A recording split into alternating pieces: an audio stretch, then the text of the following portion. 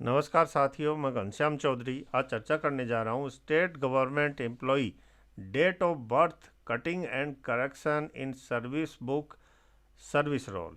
राज्य कर्मचारियों की सेवा पुस्तिका एवं सेवा विवरणिका में जन्म तिथि अंकन के संबंध में विस्तृत दिशा निर्देश। करेक्शन और कटिंग के सिलसिले में जब आप एनरोल होते हैं उस समय अगर आपकी डेट ऑफ बर्थ गलत या एरर हो जाता है उसमें, तो उसमें करेक्शन किस प्रकार से होगा। संशोधन एवं परिवर्तन के लिए अब नहीं लेनी होगी वित्त विभाग की पूर्व सहमति, प्रशासनिक विभाग ही इसमें करेक्शन कर पाएगा। इसी पर चर्चा करते हैं। राजस्थान सरकार वित्त विभाग ने 9 नवंबर 2022 को एक परिपत्र जारी करते हुए कहा कि राज्य कर्मचारियों की सेवा पुस्तिका और सेवा विवरणिका में जन्म तिथि अंकन के संबंध में विस्तृत दिशा निर्देश जारी किए गए हैं, जिसके अनुसार सेवा पुस्तिका में अंकित जन्म तिथि में किसी भी प्रकार की काट छांट,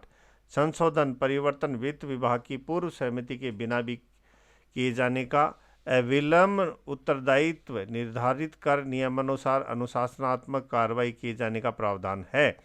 अभी तक सिर्फ आपको वित्त विभाग से पूर्व अनुमति लेने के बाद में ही हम उसमें करेक्शन या उसके अंदर चेंज कर सकते थे, लेकिन अब उपरोक्त प्रक्रिया में आंशिक परिवर्तन कर यह निर्णय लिया गया है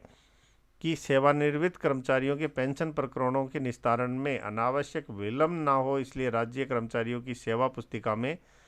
अंकित जन्म तिथि में यदि कोई काट छांट, संशोधन, परिवर्तन किया जाना प्रतीत हो तो प्रशासनिक विभाग जन्म तिथि का निर्धारण कर कर्मचारी की नियुक्ति के समय राजस्थान सेवा नियमों के नियम 8A2 के प्रावधान के अनुसार जन्म तिथि के प्रमाणीकरण हेतु प्रस्तुत प्रमाण पत्र शिक्षा बोर्ड द्वारा जारी सेकेंडरी हाई सेकेंडरी प्रमाण पत्र में अंकित जन्म तिथि तथा जिन पद पर नियुक्ति की योग्यता सेकेंडरी हाई सेकेंडरी से कम है उनमें स्कूल द्वारा जारी ट्रांसफर सर्टिफिकेट या रजिस्ट्रेशन ऑफ जन्म एवं मृत्यु अधिनियम 1969 के अंतर्गत सक्षम अधिकारी द्वारा जारी जन्म प्रमाण पत्र के आधार पर जन्म तिथि को प्रशासनिक विभाग द्वारा सही किया जाकर अपने स्तर पर निस्तारण किया जावे। यानी अभी हमारे को वित्त विभाग से पूर्व सहमति की जरूरत नहीं है, प्रशासनिक विभाग ही हमारी डेट ऑफ बर्थ के अंदर काट छांट और करेक्शन कर सकता है, लेकिन उसके लिए 10th और 12th की मार्कशीट या बोर्ड सर्टिफिकेट, ट्रांसफर सर्टिफिकेट या फिर बर्थ सर्टिफिकेट की आवश्यकता पड़ेगी।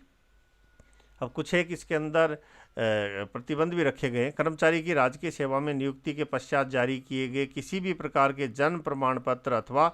कोई दस्तावेज इस हेतु मान्य नहीं होगा कि मान लिया जो मैंने ज्वाइन करते समय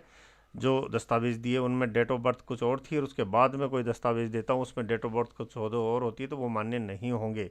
उपरोक्त प्रावधान के अनुसार राज्य कर्मचारियों की जन्म तिथि में अधिकृत परिवर्तन के प्रकरणों का निस्तारण संबंधित प्रशासनिक विभाग के प्रभारी शासन सचिव द्वारा किया जा सकेगा एवं जन्म तिथि में